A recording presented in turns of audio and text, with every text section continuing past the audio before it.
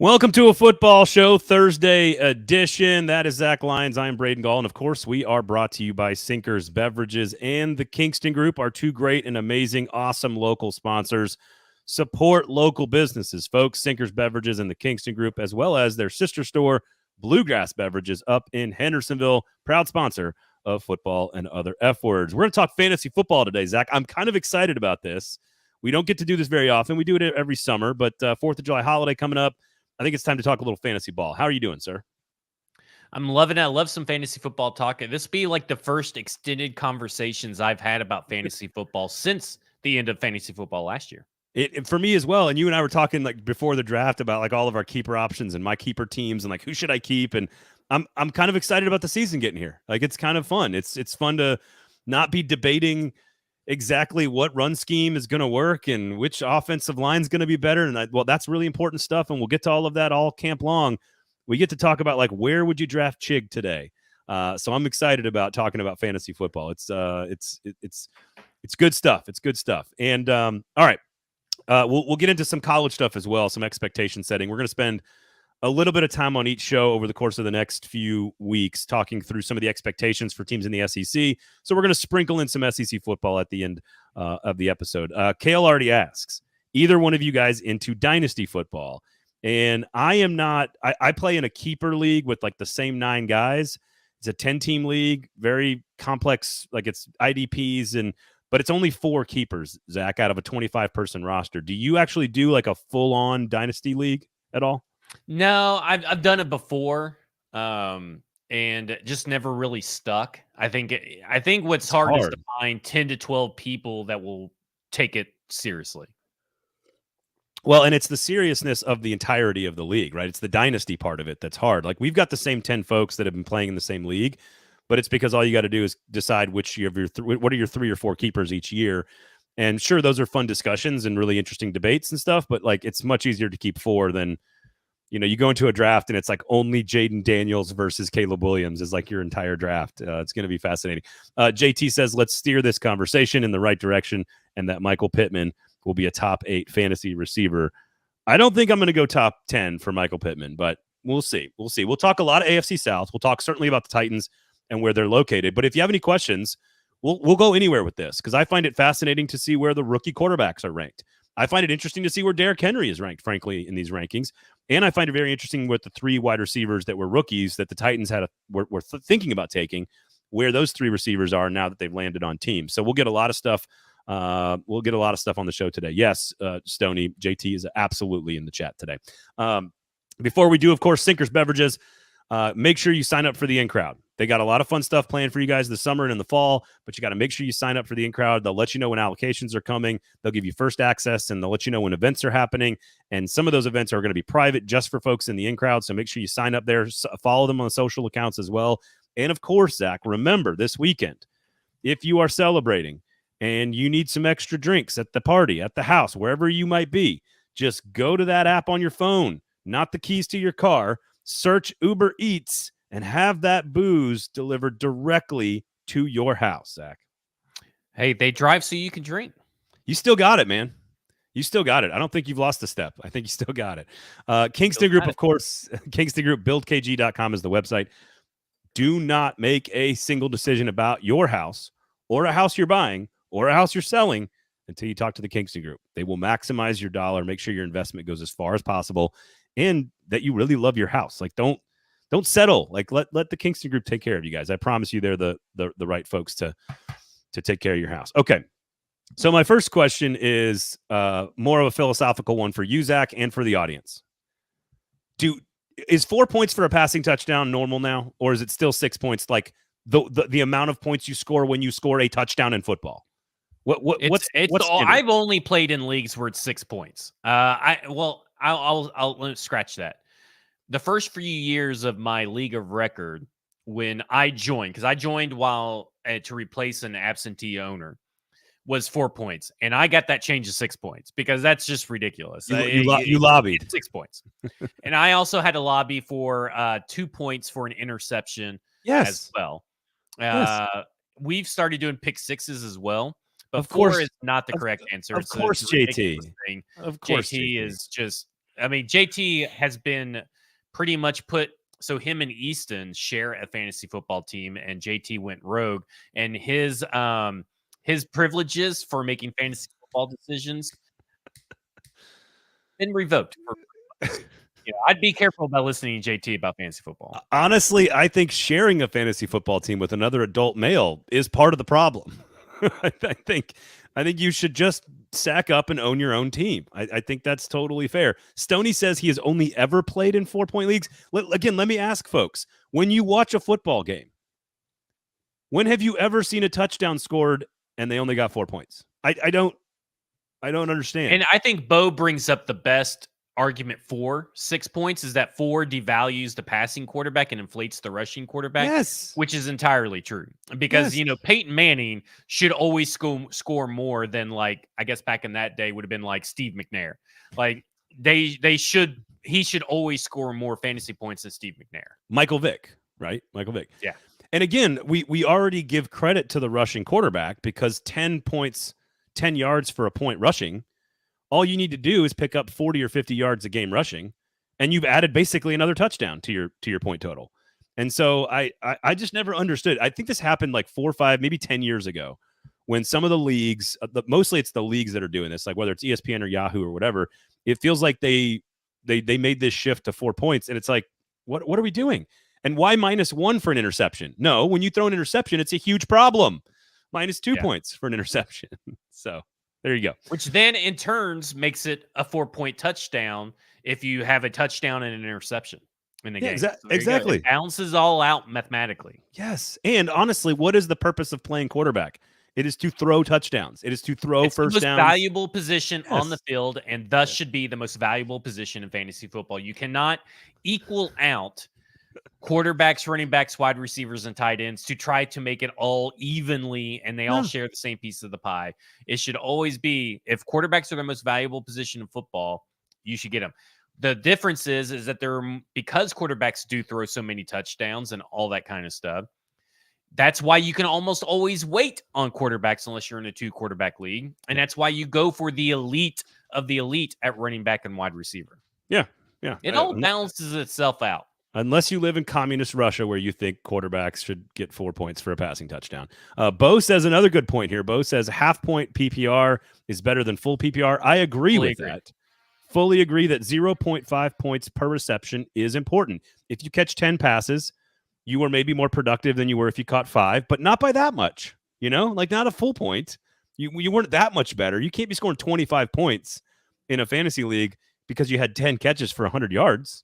Like, no, you had a great game, but you didn't have an elite game. The touchdowns still need to matter. So I think we agree here. Half point for PPR, 6 points for a passing touchdown, -2, of course. Now, I also add value for really, really long field goals in our league. I don't know what you do, Zach, but if you make we do decimals now. We just recently switched to decimals, and so the yardage that you kick from and make is kind of done in a decimal situation. And of course, if you miss on a really long one, it counts. That counts less against the kicker than one really up close. I agree. For extra points, it's -2. If you miss an extra point, if you miss a field goal, it's -1. For us, it's 5 points for a 50-yarder, 4 points for a 40-yarder, 3 points for anything less than that. We also play with like 6 IDPs as well. And I know some people hate IDPs, but I love playing. I love playing with linebackers and pass rushers and safeties and corners and passes deflected. If I could add more things, Zach, like third down tackles or something, like I would add even more if I could add more. Because I've always thought like we started doing first downs, and that has been fun. This league refuses to. I've tried to. We do summer meetings, and that's where you propose, rules and all this stuff. Sure, I've tried to get PPR through many times, could never get, not even half-point PPR can't get through. But I did wait. You can't even get a half-point PPR through? Can't even get a half-point PPR through. Because their worry is that it inflates the numbers if they catch a screen pass and only go like 1 yard. So there's like, but it's a half. But that's why it's only a half. That's anyway. Right. Keep going, so keep going. I made the compromise of doing first downs, and I think we've compromised since then. And maybe quarterback first down should count a little bit less than a wide receiver running back's first downs and stuff like that. So I like half-point PPR. I prefer half-point PPR out of all the forms, but I had to get creative to try to find that balance of making it exciting. Like that's the whole point of fantasy football too, right? Yeah. It's like Yeah. Enjoy it. make it more exciting. Yep. Higher scoring games of fantasy football are just like higher scoring games in real life. They're so much more fun for the most part in higher when you can score. When you can look, I know it gets weird, but there's sometimes you can look at it and you go, man, 150 points. My fantasy team really fucking kicked ass. 150 points.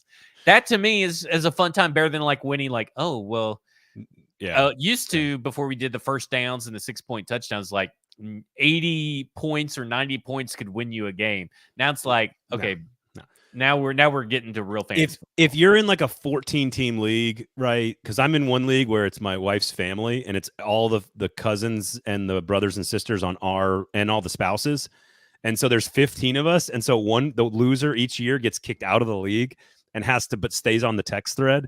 And so the loser is on the text thread for the entire calendar year of fantasy football, but without getting a team. And so the only thing that matters, like the winner gets like $500, but like the loot. So there actually is something to win, but the loot, it's the most important thing is to not be last in the family out of 14. But those scores are lower because there's no IDPs, because it's a lot of folks who don't really pay close attention. And it's not like we're not going to have smaller rosters, 14 teams. So those are like, if you get to 120, you've had a good week. In my 10-team league, that's like more dynasty-ish, keepers and everything, you got to get to like 220 to win. You got to get wild. You got to get to like 220. Yeah, that's crazy. But here's a couple other questions for you, because Stoney's already asked about mandatory tight ends. We have a mandatory tight end, and then we allow the swing position to include wide receiver, running back, or tight end. So you can put 2 in there if you want. No one's ever done that and been successful, but you could in theory. But the other thing I hate, and maybe this is irrational. Tell me if you think this is irrational. I hate the bonuses for yardage totals. Like 100 yards, you get 5 points. 300 yards passing, you get 5 more points.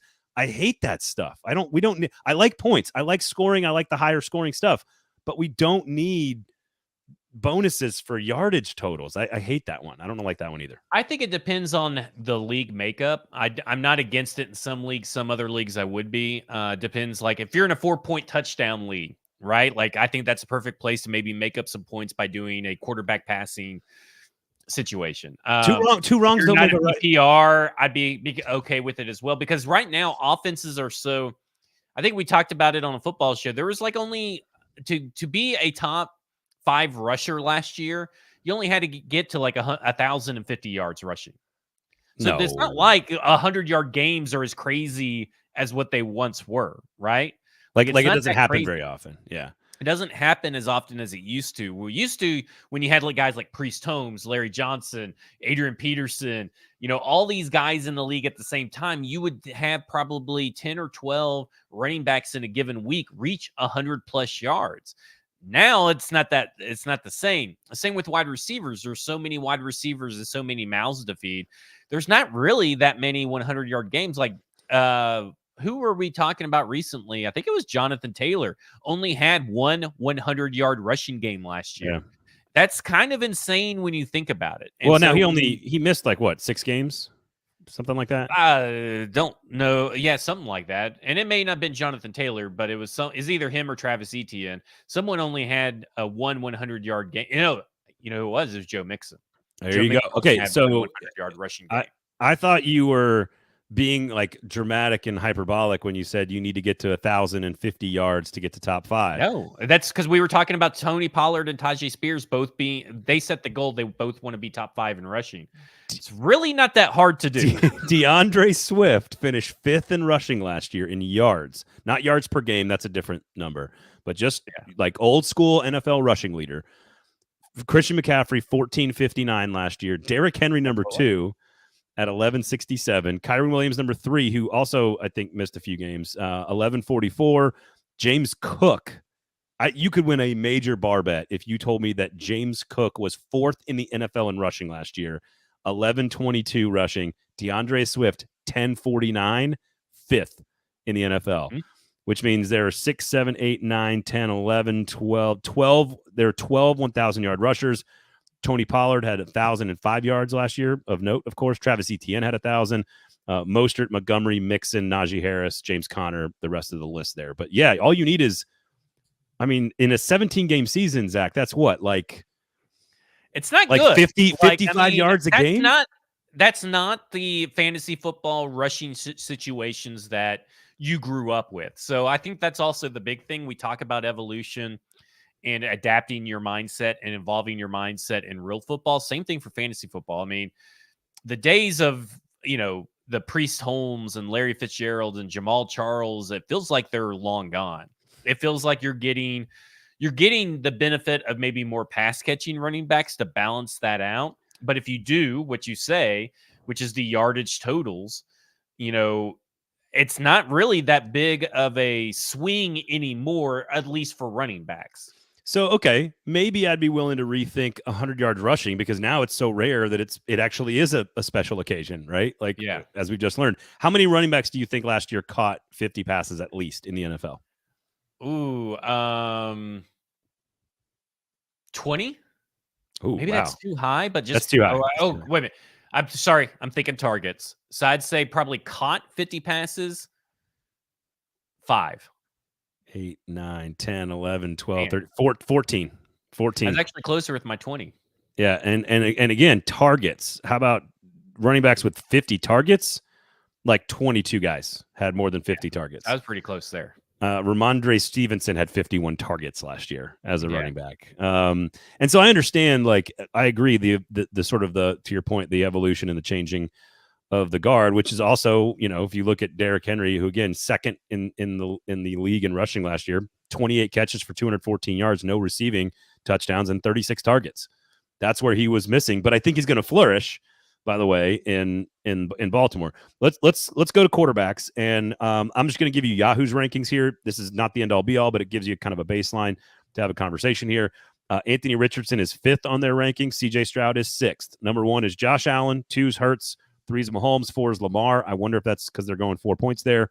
I assume you got to go all the way to 20 to get to Trevor Lawrence, and you got to go all the way to 24 to get to Will Levis. Will Levis is behind Geno Smith, Baker Mayfield, and Deshaun Watson. So let's start with Levis.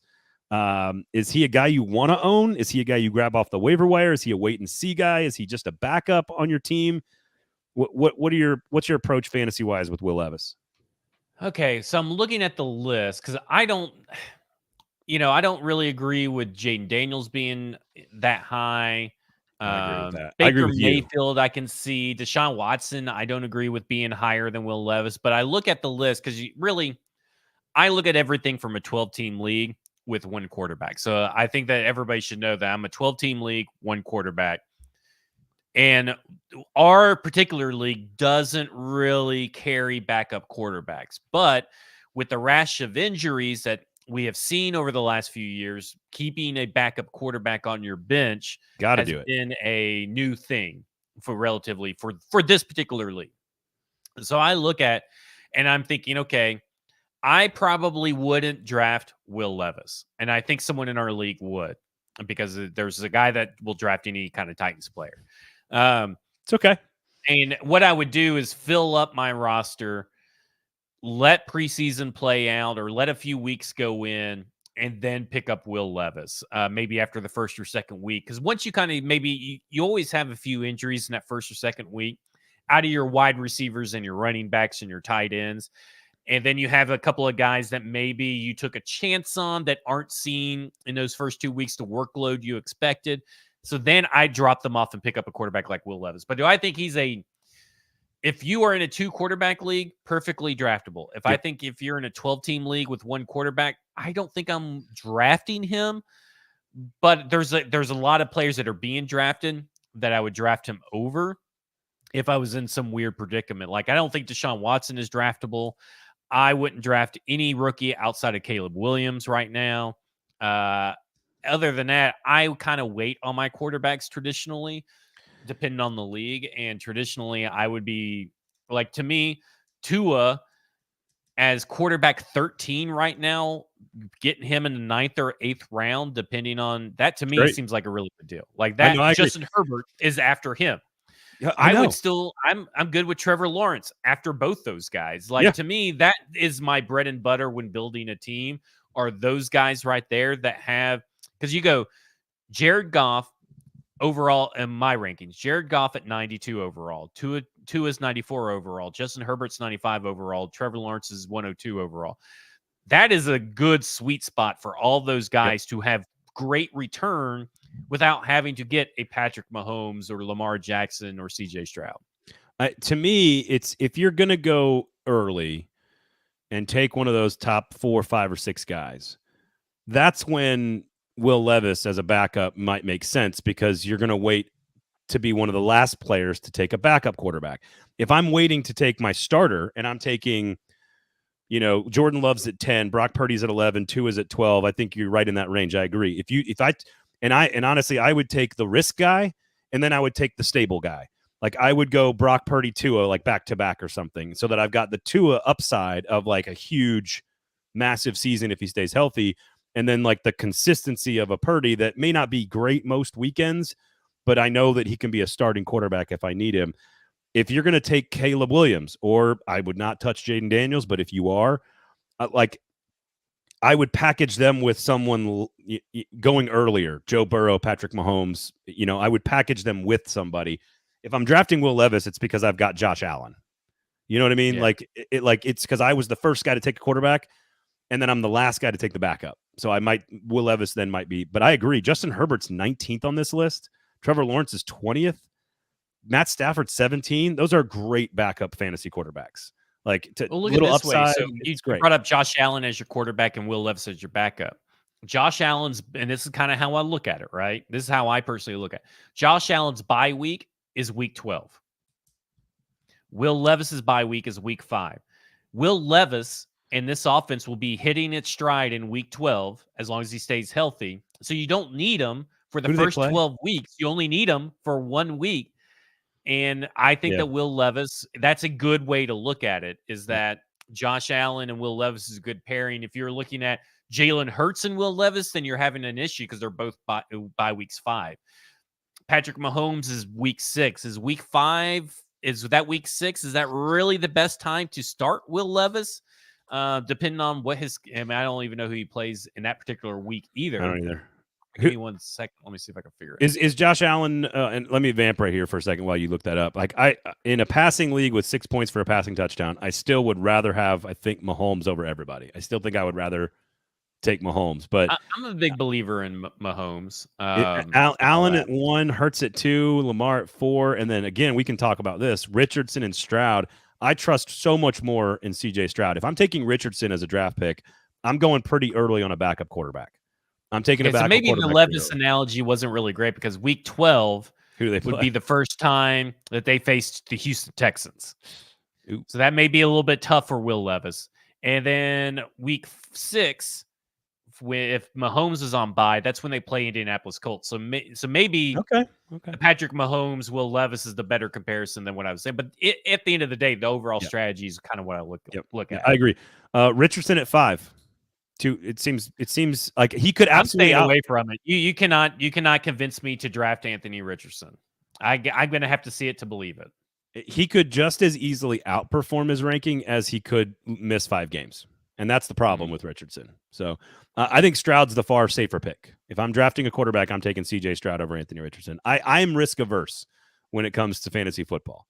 I would much rather take the thing that I think is going to deliver week in and week out. So who's the most undervalued quarterback in fantasy football right now, looking at the list? I think Matt Stafford. I mean, Matt Stafford is low. I couldn't believe that he was 118 overall. That's a certified QB 12, in my opinion. He finished last year. Let's see here. Wow, he finished actually QB 15, but I don't know if that is 14 point or 4-point touchdowns or not based off this. But I think him or Jared Goff are probably the most underrated, in my opinion. Jared Goff, you trust Goff to replicate it, huh? He's done pretty well, right? I mean, like 23, he was top 10 last year. Yeah, he was 7th last year. He was top 10 the year before in 2022. Yeah, maybe you're right.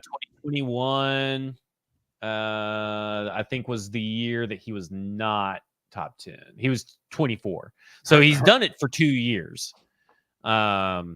So yeah, I don't see any reason why with Okay. the Lions with Sam Laporta, Jamar Gibbs. If you like Sam Laporta and Jamar Yeah. Gibbs, you have to like Jared Goff because Jamar Gibbs' value is in the passing game. Amon Sam Ra. Laporta, Yeah. obviously a tight end. Amon-Ra St. Brown. Yeah. So to me, like if you like those players, a Sam Laporta, Jared Goff stack seems really, really smart.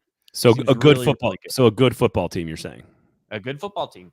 Draft players from good football teams. Teams that you think are going 11-5 or having double-digit wins, draft your players from that. Yeah. I think Justin Herbert might be one of the more undervalued quarterbacks in this list. I know some of that's because he got hurt last year. Bo brought up a good point. Who the fuck is he throwing the ball to? You're right. You're right. I agree when you compare when you just rattle off the list of the Lions and you rattle off the list of the Chargers. I agree with you on that. I trust Harbaugh to get it Josh straight. Palmer, Quentin Johnston, and Ladd McConkey. Like that to me, that screams Will Dissly as their starting tight end. So to me, this screams, and it's a Greg Roman offense that's going to be built around running the ball. Yeah, is like true. The Chargers I am drafting. There's only one Charger I'm drafting because I'm not going to draft J.K. Dobbins. I've learned from that. Gus Edwards is already getting hurt. I'm only drafting Ladd McConkey from the Chargers offense at all, and I think that is like a later back half of the back half of the roster kind of deal. All right, let's talk. Unless anybody has any quarterback questions, you guys can jump into the comments there. But again, Sinkers Beverages, Kingston Group, our great sponsor. So remember those folks when you are consuming a football show, wherever you are. If you're on the YouTube page, please give us a thumbs up. Podcast app or Twitter or Facebook, please give us a share and a review. We would really appreciate it. Tight end, real quickly. This one should be easy because the South, as we've talked about, doesn't have a lot of options. Evan Ingram is listed as the 9th tight end 9. Dalton Schultz is listed as tight end 12. They're both rosterable and draftable and startable on most weekends. Chig is ranked 19th. Josh Wiley nowhere to be found. So Yahoo, just as a source, not buying into tight end 1 for Josh Wiley at all. And then Jelani Woods is like 33. So this is a pretty quick conversation. To me, it is if you want to snag, especially in a keeper league, if you want to snag Chig or Wiley at the very end in the last round to create some value as a backup option, I think there could be some argument to do that, and I think that's smart. But if you are drafting one of them to be your starter or anywhere close to the top 3/4 of the draft, I think you're probably making a mistake. I think we kind of talked about this on Football and Other F Words yesterday. Me and Stoney did because it's all about tight ends, a lot about tight butts, and we think we came to the conclusion that everybody's probably swinging the pendulum way too far into the Josh Wiley camp. Maybe it's probably like if you really break it down to who has proven it on the field the last 2 years, Chig is your 4th best pass catcher on this team. That includes the 3 wide receivers, obviously ahead of him, then Chig Okonkwo. You could make cases for Tony Pollard and Tyjae Spears maybe at the end of the year, but right now, from what you have seen and what you know, Chig is the 4th best pass catcher. When you're trying to put the 5 best players on the field in passing situations, that's one of your guys. When you're trying to disguise what you're doing, Chig is not a bad run blocker. I think everybody has this idea that he's a bad run blocker, but when you look at the metrics and watch the film, he's not as terrible as what people say. Is he the ideal size? No. But just because he's on the field, lined up next to the tight end, does not signal that he is this is a passing play or a running play. That's the beauty of, we kind of likened it to Tony Pollard and Tyjae Spears being on the field. You don't know what play you're going to run. Is it a run play or a pass play? Same with Josh Wiley and Chig. So if I had to pick a player that is going to maybe surprise people in fantasy from the Tennessee Titans, that would be a complete surprise, it'd be Chig Okonkwo. And it's not hard to be a top 12 tight end in this league in fantasy purposes. And his advanced metrics had him as a top 15 tight end. His raw stats, not great. His box score stats, not great. And they weren't great for fantasy either. I tell you, the guy that I'm buying a lot of shares of is going to be Pat Freiermuth. He's going to be there with Art Smith. Art Smith loves him some tight end play. Pat Freiermuth, this is the year to buy into Pat Freiermuth. Here's an interesting question, because you got me thinking on Chig. And first of all, I was kind of surprised that to go back and double check that he had 77 targets and 54 receptions over 500 yards. Just the one touchdown. So to your point, not great counting stats. How many targets and catches does Tajay Spears have last year as a backup to Derrick Henry? Do you know? He was like, I think 50 targets and 30 something catches. 70 targets, 52 catches. So he basically, him and 50 Chig was one of those numbers. Him and Chig basically caught the exact same number of passes last year. So I think you could make the case that Spears or Pollard, one of the two, will be ahead of maybe even Tyler Boyd, but definitely ahead of Chig, I think. So maybe fifth best pass catcher on some. I think one of the running backs is going to be ahead of Chig, even at the start of the year, because again, even last year on a questionable offensive scheme with a half rookie quarterback and playing as a backup role, Tajay Spears still had 52 catches last year as a rookie. It's pretty impressive for Spears. So yeah, it's definitely impressive. I just look at it from the sense of we've seen Chig be a very explosive, useful tool in the passing game. And it's speculation, but there is something rotten about Chig's usage last year and how he had all these high expectations and they just used him really weird. It's kind of like how the Jaguars used Calvin Ridley, just not to their advantage and to the player's advantage. And so I do think that Chig, as far as talent goes, that's what we're talking about, talent. I think Chig is the fourth best pass catcher on this team. Okay. Currently. Because he has the athletic upside, the yards after catch ability, the ability to get you big, long, extended pass plays. But I'm not saying that Tajay Spears or Tony Pollard couldn't be that at the end of the year. I just think that right now, if you're asking me who do I feel safest projecting as a valuable pass catching downfield threat, I would say Chigakonkwo. And if you're talking pure talent, I'd have both running backs ahead of Tyler Boyd also. I think Tyler Boyd is great at what he does. I don't know if that's pure talent. There's also got to be though. a prove it factor, right? It's not just that's true. one thing. Who has proven it more? Chigakonkwo has proven it more. He has proven that when he is used correctly, what you saw in 2022, the yards per reception, the yards per route run, how he was used, and how explosive and great he looked, it had high hopes. And I think the problem is that this entire offense did not meet the high hopes that it had built for itself. That's true. And people have gone too far against Chig and acting like he sucks or there's no talent or there's no redeeming qualities about Chig. And I think that the pendulum has swung too far and it's time to bring it back to where it rightfully is that he has some of the best talent when it comes to pass catching. And when it comes to pass catching, that's what we're talking about. No, I agree. But I would not draft Chig. After all of that, I will not draft Chig and I will not draft Josh Wiley. No, I agree. I agree with that. I would draft, though, I think Cole Kmet is too low. Pat Freiermuth is too low. Yeah. Those are two guys that I would put over guys like Jake Ferguson, Brock Bowers. Ooh, Bowers is going to be hard for me not to draft. He's not going to be hard for me because I think it's just Michael Mayer's there as well. It's just going to be, I'm going to stay away from the Brock Bowers train for the first year. I can't. How the injuries work. I can't wait in almost every one of my leagues to wait till the very, very end and take Brock Bowers and Luke Musgrave as my two tight ends. That's going to be my pick. Are you a go early on a tight end guy? Like make sure you get a proven commodity that produces like in the first few rounds? Only if it's mandatory tight end. If there's no mandatory tight end, I don't draft a tight end unless like Travis Kelce is somehow still sitting there. No, I agree. In like the fourth or fifth round. But if it's mandatory tight end, I'll take a chance on getting a Travis Kelce, Mark Andrews, or George Kittle. And if I miss on those guys, I'll just fucking wait. I'll just. No, I agree with that. If you don't get one of the top 3 or 4, you wait till the very end and take 2. And then you can play the waiver wire game and you'll probably find somebody. By the way, also Tony Pollard, 55 catches last year. So Pollard and Spears last year combined for 107 catches between the two of them. I agree with your point on Chig, the talent perspective and the usage. I think you're absolutely correct on both of those. I don't think I'm drafting him in a fantasy league, which brings us to the running backs. And just in general, running backs and receivers, Zach, are you one of the guys that was, running backs were the way you win a championship for the vast majority of fantasy, and now it's shifted, and now I take all receivers early?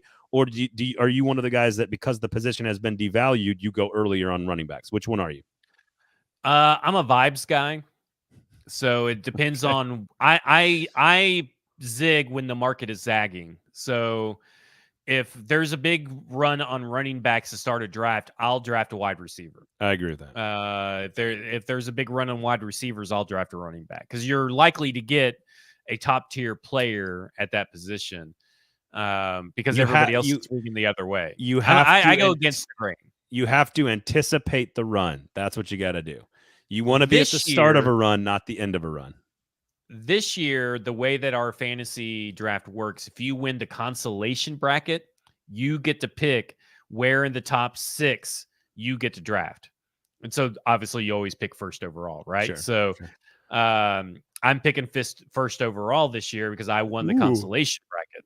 And so I will, and depending on the keepers and stuff, I will likely go running back because running backs are they're a hot commodity in this particular league. Yeah. So I got Puka Nacua in the 16th round, or actually I got him off waivers. So, you can find those wide receivers. You can't really find those running backs all the time. So I'll probably go running back, but I'm more of a guy of I think people who subscribe only to one way of thinking, whether that's zero running back or running back, I think those people get too tied into a certain way, can find themselves in a situation that they didn't predict or don't like, and then they panic draft. So I try not to panic draft. I try to just roll with the punches.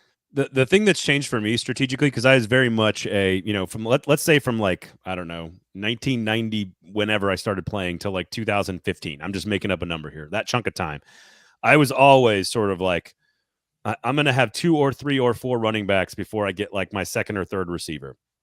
And now, flex, for example, would always have a running back.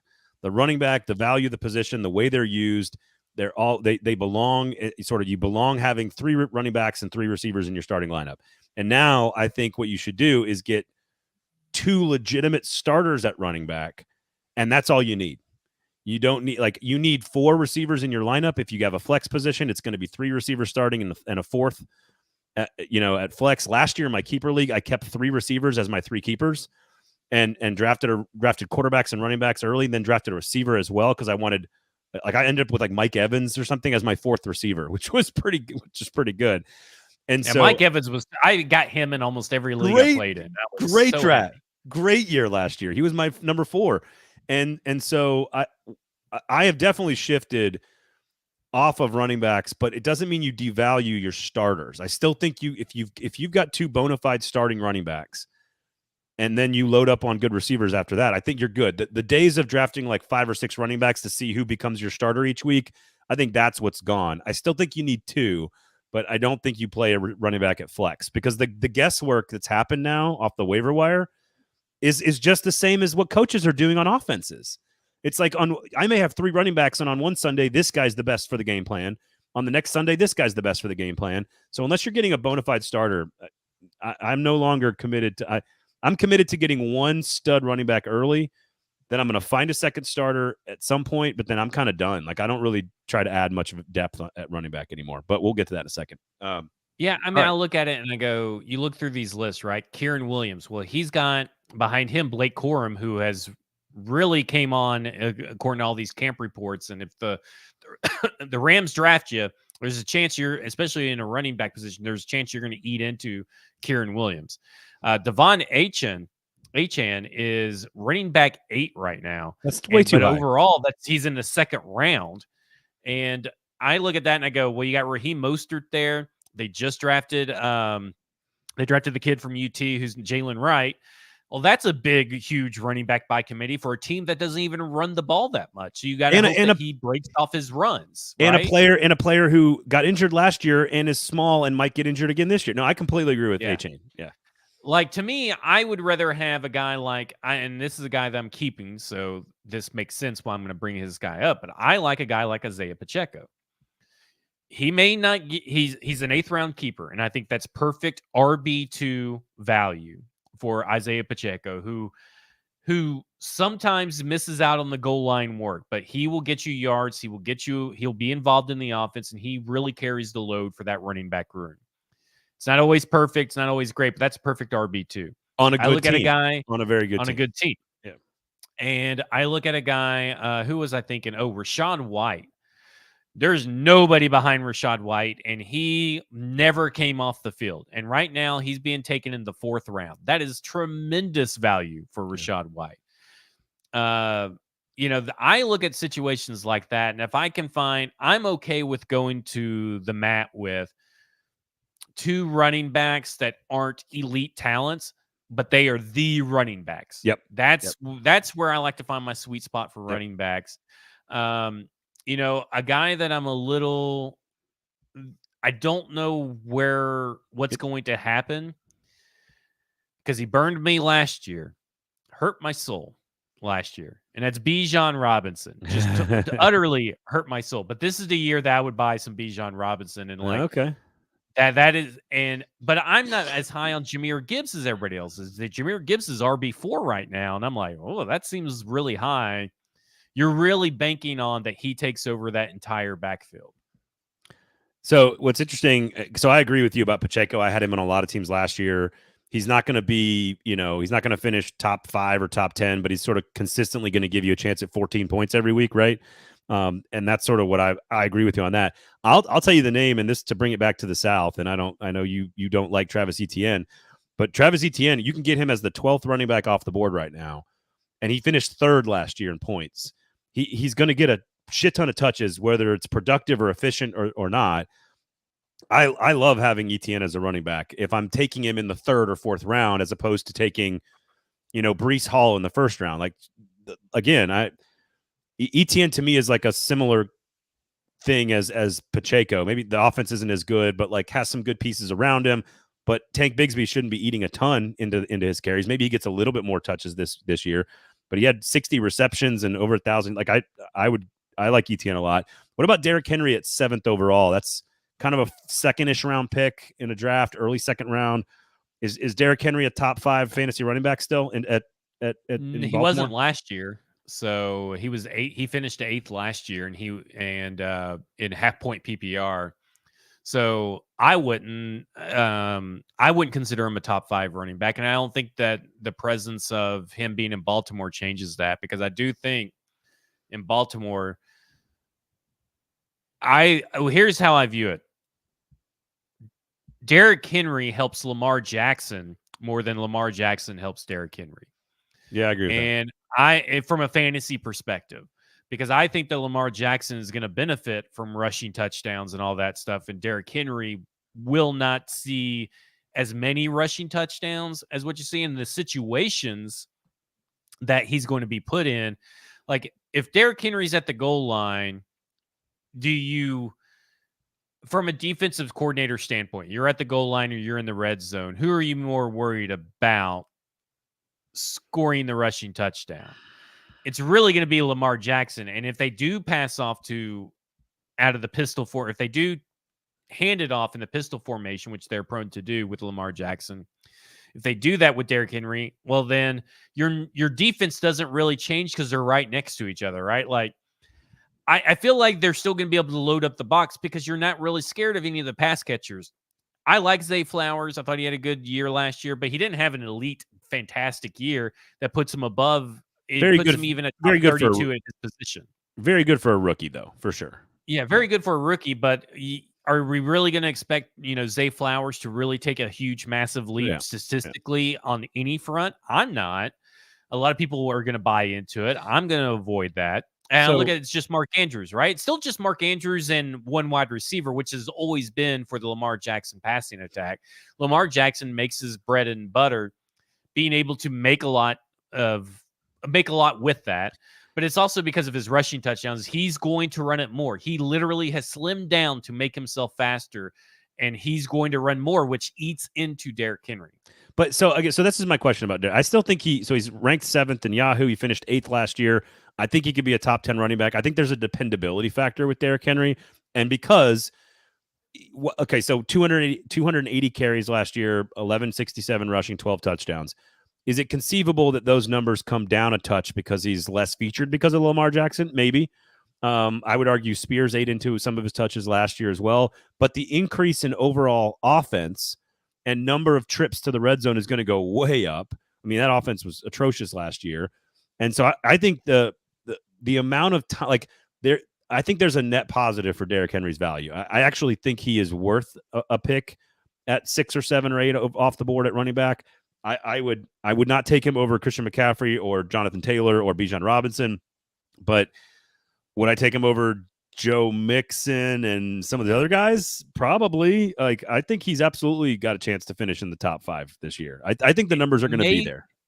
Let me just say this. Maybe it's just because they've never had a Derrick Henry, but we know that this team likes to do running back by committee. I wouldn't sleep on a Keaton Mitchell eating into his workload, similar to what Tajay Spears did last year. And he's another year older. And this offensive line is also worse than what the Ravens have seen traditionally in the past. Is it Tennessee Titans bad? Probably not.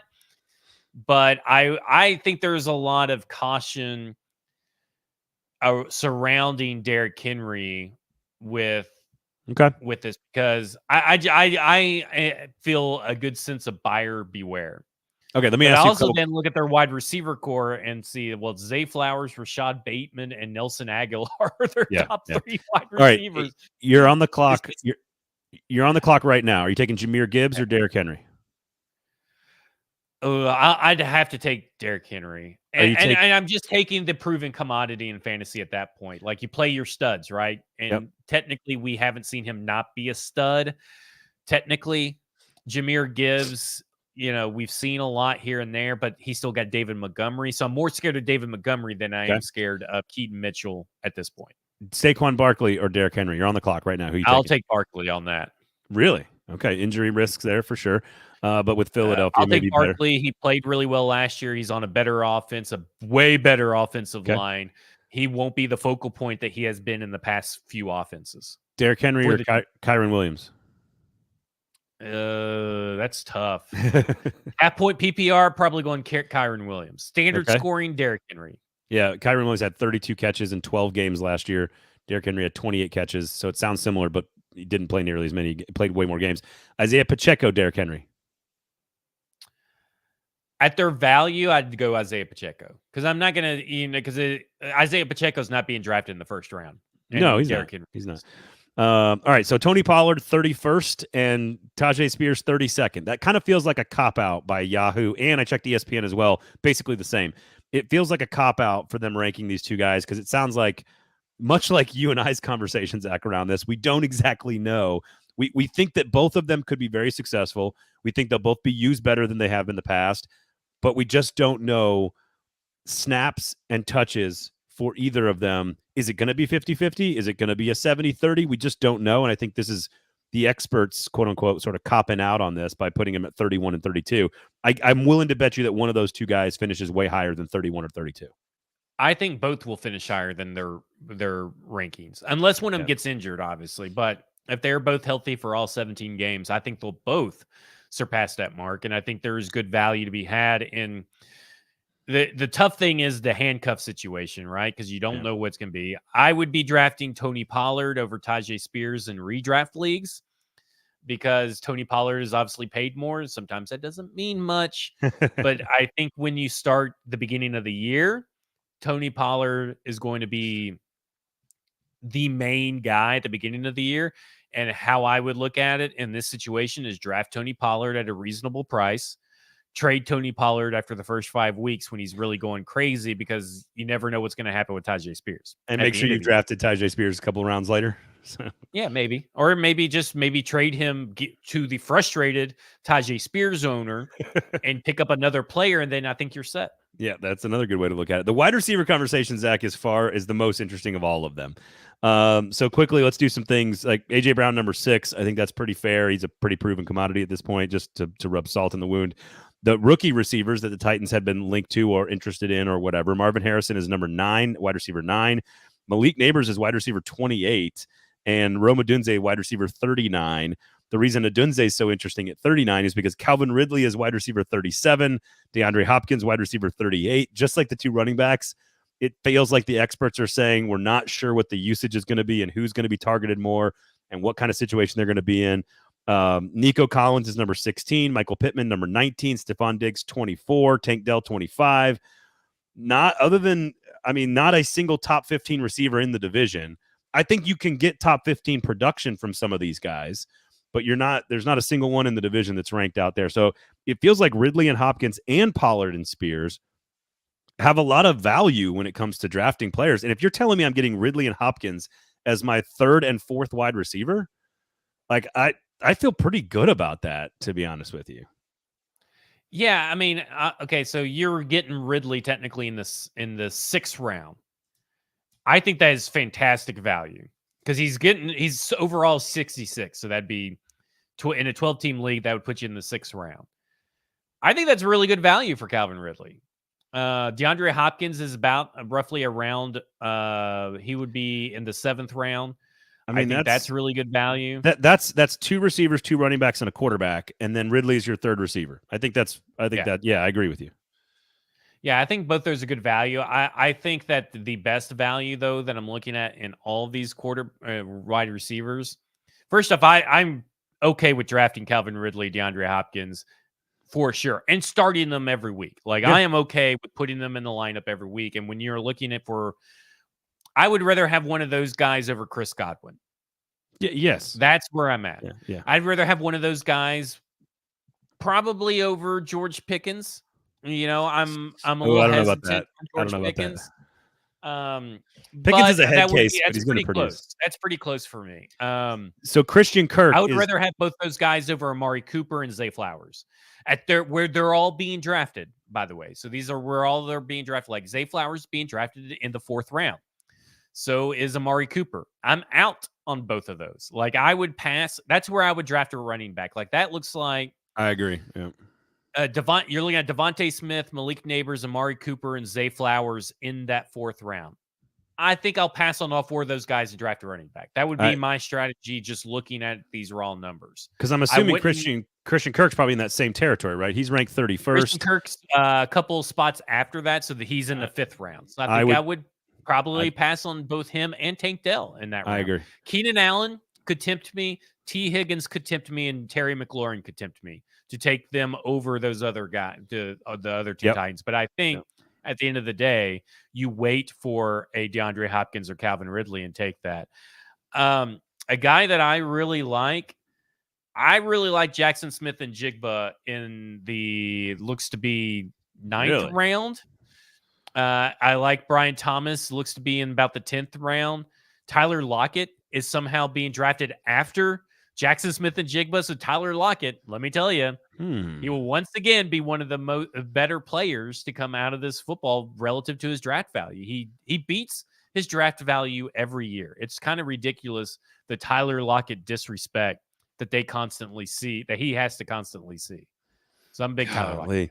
There's no chance I'm looking at my team from last year. There's no chance I'm going to replicate the receiving core I had, which was A.J. Brown, Deebo Samuel, Puka Nacua, Mike Evans, and Jalen Waddle. I had Puka Nacua, Mike Evans, Devontae Adams, and another 4th wide receiver. It was pretty difficult. If you're telling me wide receiver 1 on my team is going to be Amon-Ra St. Brown, wide receiver 2 is going to be Michael Pittman, wide receiver 3 is Calvin Ridley, and wide receiver 4 is DeAndre Hopkins, I'm in. Yeah, I think that's perfect. In all day. That's a great core of wide receivers. Mix in 2 running backs you've taken somewhere in there, probably round 1 and round 3, or round 2 and round 3, and then mix in a quarterback, and you got a pretty good starting lineup right there.